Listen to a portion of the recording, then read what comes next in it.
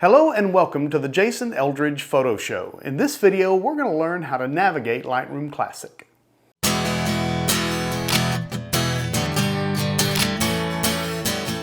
Navigating Lightroom can be a challenge. So in this video, I'm just going to take the time to show you how to get around the program. We're not going to go into any details about how to use it.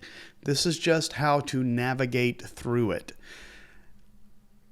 You'll hear people say, go to the develop module. Well, what does that mean exactly when they say go to the develop module? If you look up in the upper right hand side, you'll see the word develop. Well, these little tabs here are the modules that they're talking about. You only see 3 on mine, but when you get into the program, chances are you're going to see all of these. I only show 3 because I don't use the book, slideshow, print, or web. You can right click anywhere up here and decide what it is that you want to look at. So I'm going to just get down to the 3 that I use. So these are the modules. So if I say go to the develop module, you'll know to click the develop module. If I say go to the library, you'll know to click library.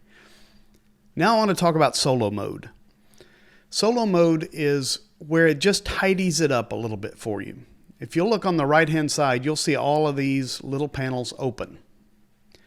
Well, in the develop module, I'm going to take it out of solo mode so I can show you, expand all. And when you first get into Lightroom, this is what you'll see. And you'll see that there is a lot of things that you can do to an image here. Let's say you're down here in the calibration and you're working with your blue primary channel for whatever reason. And you want to go back to the basic panel.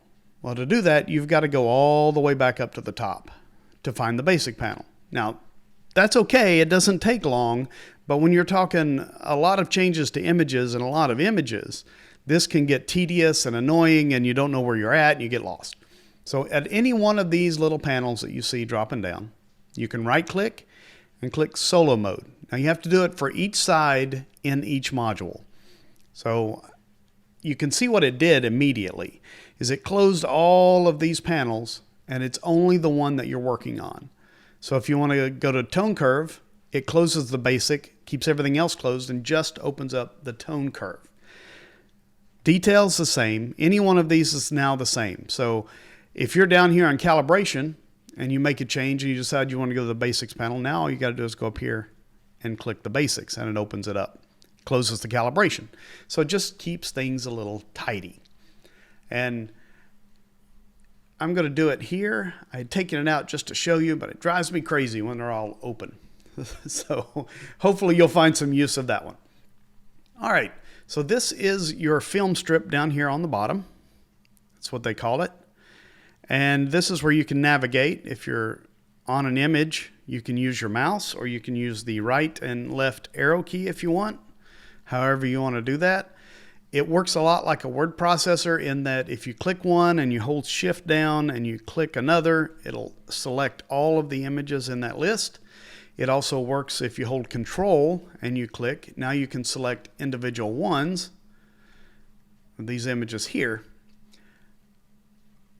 Here is something that's kind of, I guess, a bit unique for Lightroom. So we're going to just select these images. So you'll see that one appears to be more selected than the others.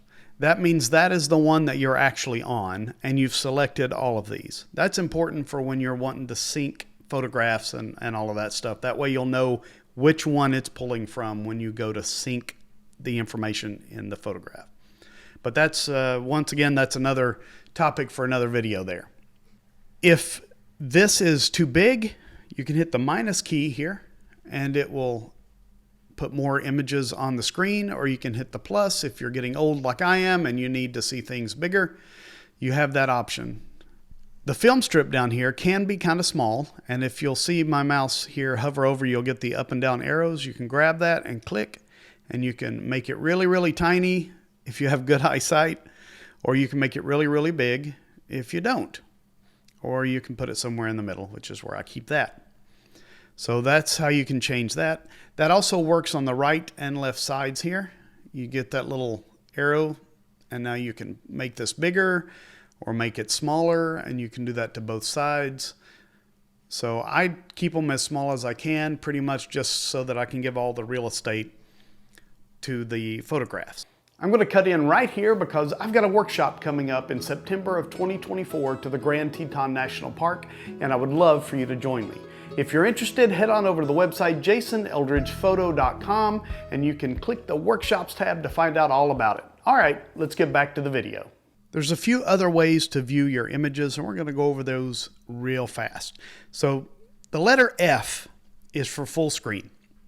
So if you're on an image and you hit the letter F, it's going to give you the full screen. Now the right and left arrow keys also function here, so you can keep just hitting those like you would normally in the library module, but you're going to see it full screen. The letter L for light, that's how I look at it, will darken everything else around except for what you're viewing. So here you can see we're still in the grid view, but it's darkening everything except your images. The letter L once, and you can still see most everything and still have access to it. The letter L twice will make it all black. And this goes for any image that you're looking at.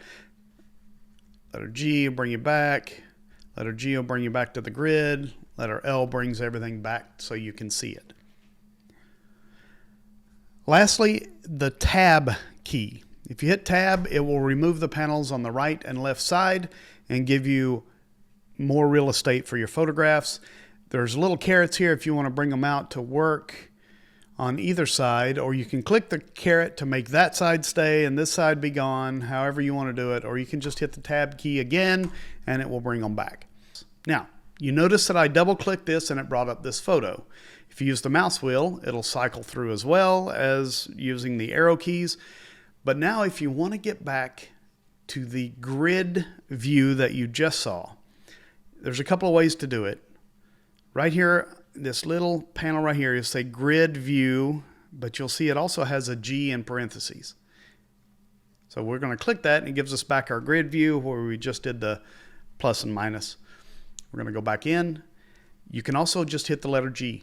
There's a lot of quick keys in Lightroom, and I encourage you to learn those. It'll help speed things up quite a bit. So we're going to hit the letter G. We're going to go back. And we're going to double click, and I'll show you again, letter G.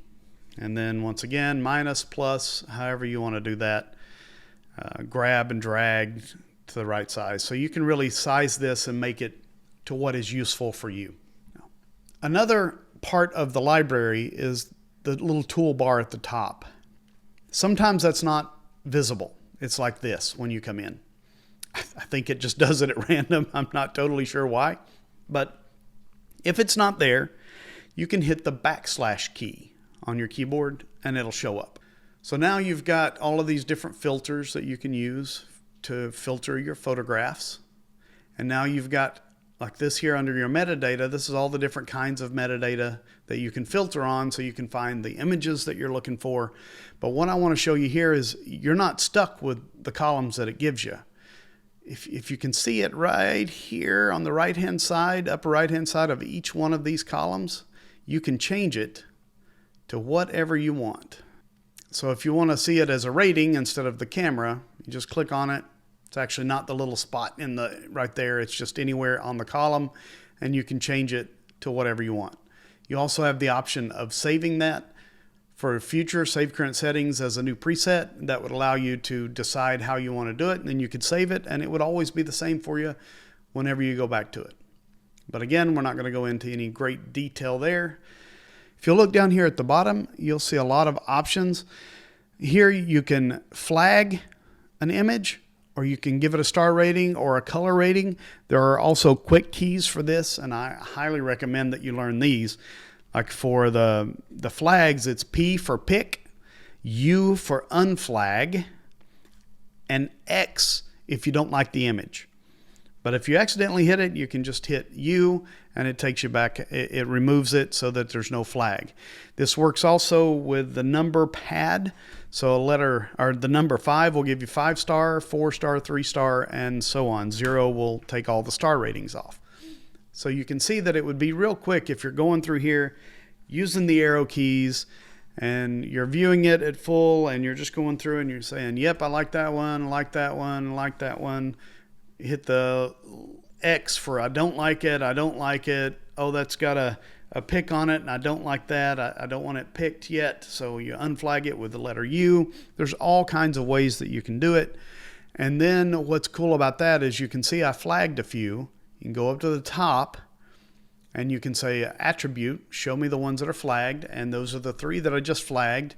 You can say, show me the ones that are unflagged. And then if you have any that are rejects, as you can see, I hit a couple with X, those will show up.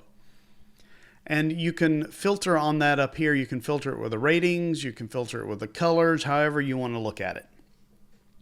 If you come down here and this information is not present because it's not always here, or maybe you've wanted to clean it up, there's a little caret right here on the right hand side. You can click that and it will let you pick what it is that you want to see down here. Now, you don't really need a lot of these. This is really cool, the sort time, so you can decide how you want to sort your images.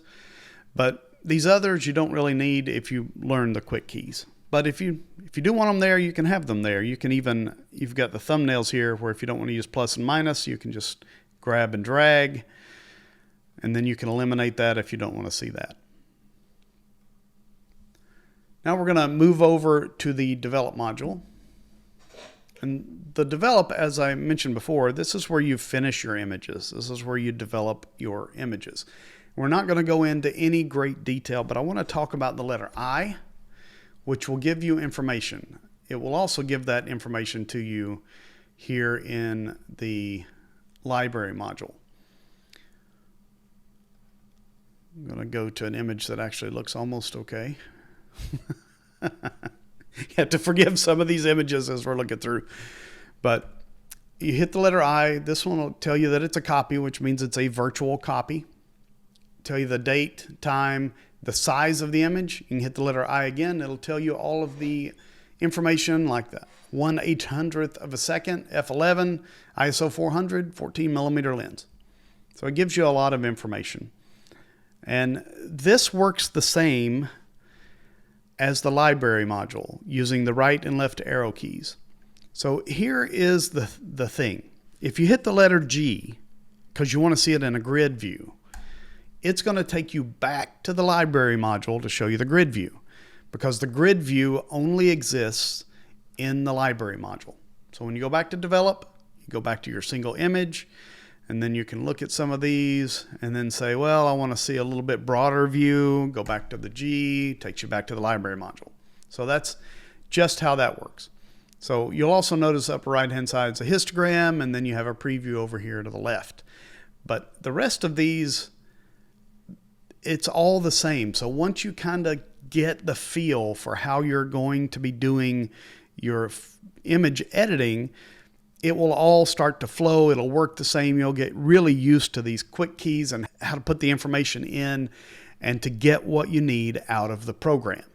But to do that, you're going to have to get in here and just start playing around and really learn how to navigate this program and to understand it.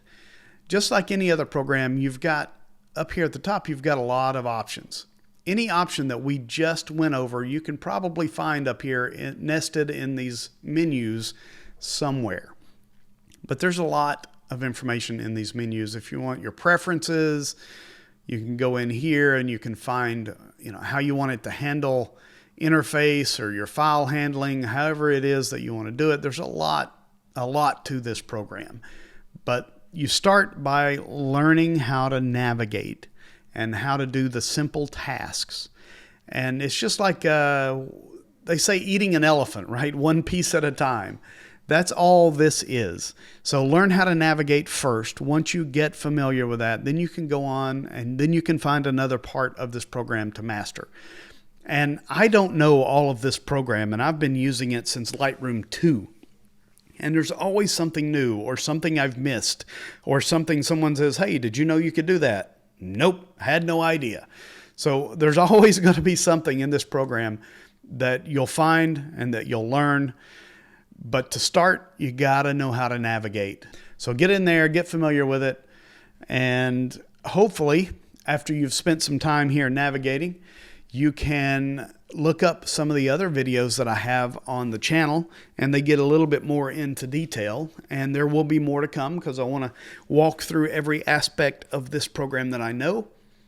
And so I thought navigation, that's a great place to start. So thanks all, and we'll see you for the next one. Well, I hope you enjoyed that video on how to navigate Lightroom Classic.